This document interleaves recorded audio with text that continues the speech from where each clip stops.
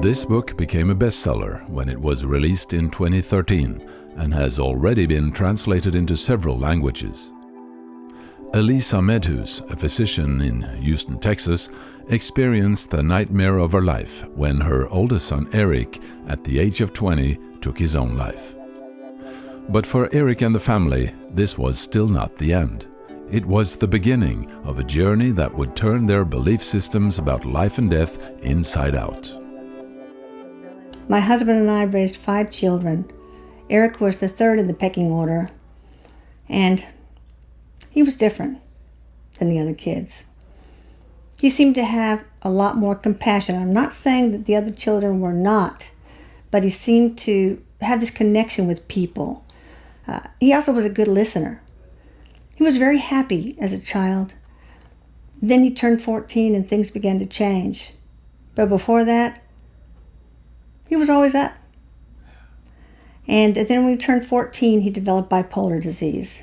He had other problems like learning disabilities, some odd motor and verbal tics, and these things made him the brunt of a lot of bullies, a lot of teasing. Even one teacher told him he was stupid.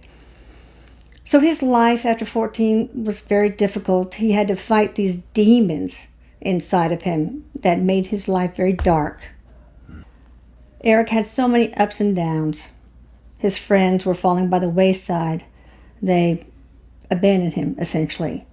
So he felt very lonely, and he felt a lot of despair, a lot of hopelessness. And then, for that reason, I think he did lose all hope and decided to end his life. Erik killed himself by a self-inflicted gunshot wound to the head. And it was excruciatingly painful because I was the first one to see him, that lifeless body. Clearly, an event like this, when a child dies in a family, to us, it was nothing short of an atomic bomb dropped in the middle of our family. It is out of order. It's not supposed to happen. And, it was just an absolute shock. But then 3 days after, my atheist father called me startled. He said he had seen Erik standing in front of him, and then Erik crawled into his lab as a small child, and my father called me in a panic. And so that led me to think, my father's an atheist. He saw Erik. Maybe there is something beyond. And after those days, Erik started to communicate with us. He started to play various pranks and show himself to us. For example, one thing he did was, when I went to bed, and I wasn't even asleep, I just laid my head on the pillow, and all of a sudden I saw him jumping at the foot of my bed from one side to the other like a bunny rabbit.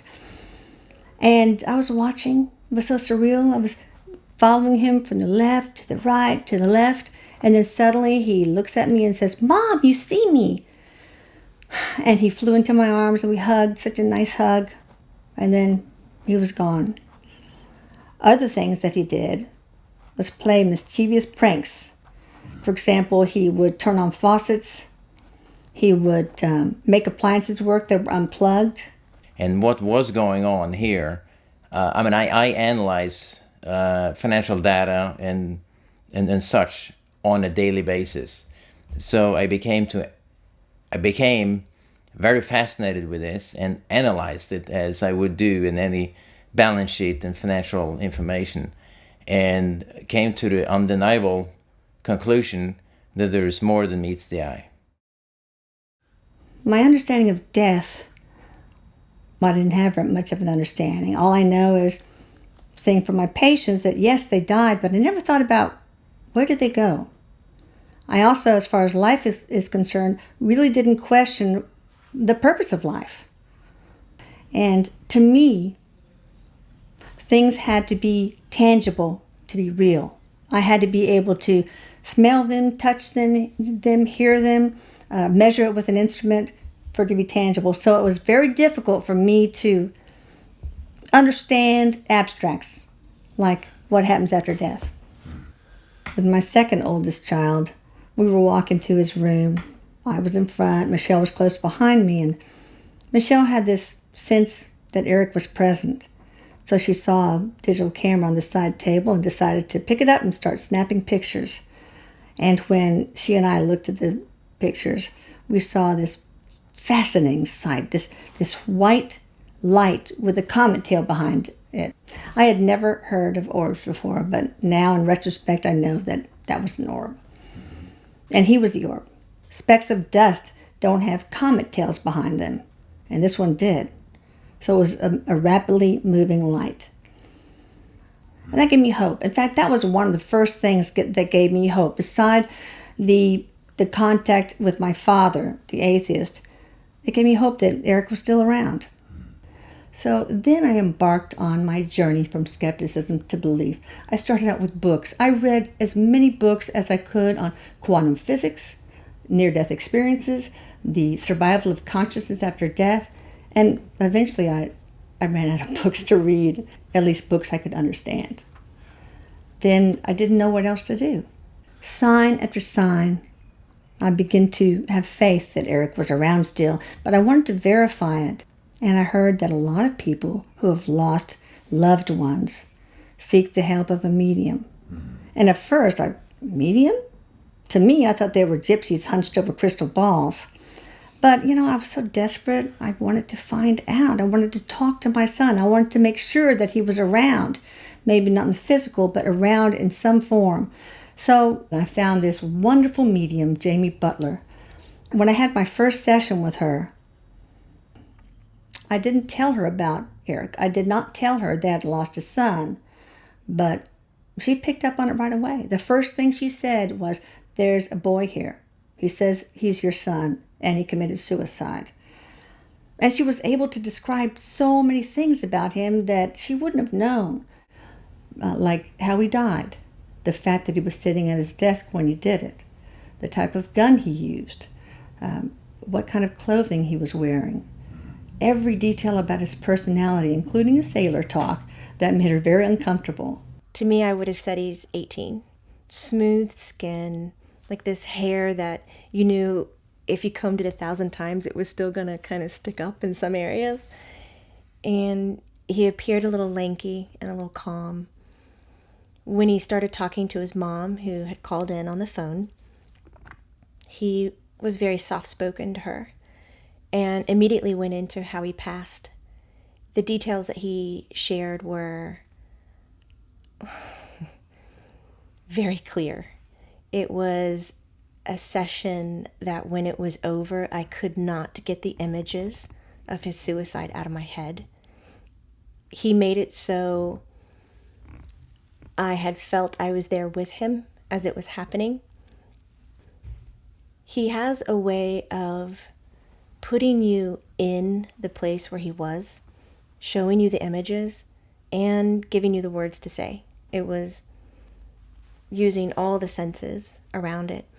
And then from this came F this and crap this and all these raw words that in my sessions, I'm not used to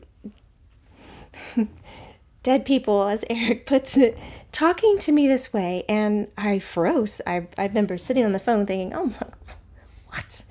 And I mumbled through it, and Elisa stopped me and said, is he saying, and she would say the words, and I said, yes, he is. She goes, well, you have to say everything that he says just like he does, because that's Erik. That's how he talked when he was alive. And then Erik would say, well, and that's how I talk when I'm dead too. Oh my goodness. So we go on with this, and after the first phone call was over, I sat and cried, probably for about 30 minutes before I could come out of the room. Watching him share his story, listening to Elisa wanting to see him and experience him, and knowing that they could, knowing that after death, there is a new relationship to be had. There's no true separation in this, but I can understand in the great pain of losing a child so suddenly that you would believe in separation. They're gone. They're no longer walking through your house the next morning. It's over. It's not over, though. There is a different way of communicating, and you just have to be open to having it. after the phone call ended, kind of secretly hoped that she would call back or want to talk to him again. Sure enough, she set up a second appointment, and it picked up like Erik and I were old buddies. He came in right before the phone call. He'd said, "My mom is calling, like right now," and the phone would ring. And they would go through memories. It was almost like listening to two old married people chat back and forth. They knew what the other one was thinking. Elisa started to ask questions about the beyond. And Erik was so excited about showing her that he was still living, that he still existed, that he would give her every little detail that he could hold on to. And it was fascinating to be a part of it. When she asked if I would be a part of the blog to answer questions or be the middle person, I absolutely said yes. I mean, I couldn't think of a better way for two people to publicly announce the possibility of having a relationship beyond the point where the physical life is over. Elisa and Jamie then started what was to become a long series of channeling sessions. Due to the long distance between Houston and Atlanta, Skyping on the internet turned out to be a very useful way of communication. Today, many of these sessions are available on YouTube, reaching out to an ever-increasing global audience. Say it again, Erik. There's many different races of grays. But Elisa and Erik also had another way of bringing out these remarkable conversations. After Erik died, I needed a way to vent my grief. And I wanted to help others because for some reason I heal best when I help others. So I created a blog, Channeling Erik, with the help of my daughter. And through that, at first I just channeled my grief. I shared how I felt. And then later I started sharing some of the communications from Erik and some of the material from the sessions Jane and I were having. And soon after I shared these pranks, these forms of communication that were indisputable evidence that Erik existed, the blog membership took off from 400 hits a day to 9,000 hits a day. It became this sensation, this Erik phenomena all over the world. A blog member contacted me and said that she was listening to one of the recordings, and the recording was made about 1.5 years ago. She said she heard a voice on it. And I thought that was really ridiculous because nobody was in the room. Jamie and I didn't hear anything. But I listened to the recording anyway, and sure enough, I heard my son's voice. A mother knows the sound of their own child's voice. I was so intrigued that I decided to have a sound engineer analyze it, and he agreed. This was not a human voice for many reasons, because of tiny distortions that were in the voice, and also because it left no voice signature, no voice print at all. Are you currently on the earth in some form? Can you go with my breakfast? Would Erik say that the heart is really kind of the architect and the thought pattern maybe that gets created from that emotional feeling is really the executioner, like meaning it goes out and does it? Yeah, he calls it the minions. We'll prank them. Have you seen me? Things of that nature.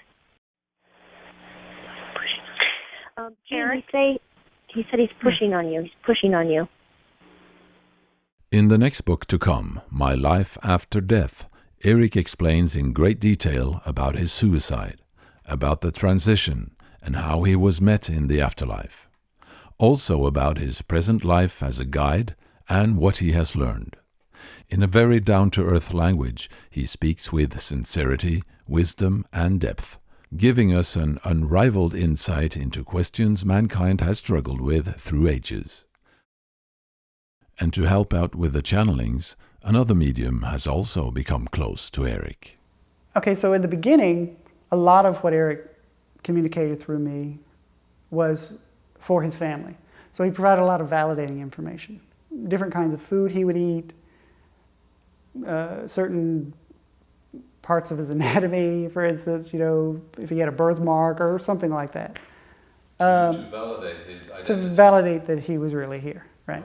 Personality, I think I said this already, but personality traits about himself, like for instance, I would tell Elisa that, and he was so constant, just talk, all the time. And one example of how his personality was in life and continues in the afterlife is he gets obsessed on things, and he will just constantly talk about that same thing over and over and over again.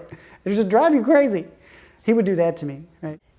Erik definitely can cross realms. He crossed over, if that's the term that we're using. He is definitely in different dimensional planes than where we resonate from. But he does have the ability to kind of go back and forth and use all of, as he claims, dimensions to work to help him give his message, or to help people believe enough in his pranks and what he's saying and what he's doing to break their belief systems and learn something different. He's ready to get them out of boxes. One by one, he said. There's one last thing I'd like to share with those of you who have lost a loved one. They're not gone. They just don't happen to have a body anymore. Plus, they don't have any physical illness. They don't have any mental illness. And they want their relationship with you to continue. They don't want you to turn their backs on them. And there's no reason why you should. You can continue to communicate with your child. After all, as I said before, love knows no boundaries, even death. Life does not end with death. As a matter of fact, it sort of kind of begins again. Is Erik Medhus one of the most remarkable phenomena of our time? Is he really guiding us to see the bigger picture? He's there for the wake-up call. That's Erik Medhus. The wake-up call. That's you. Yes. You'll do it too.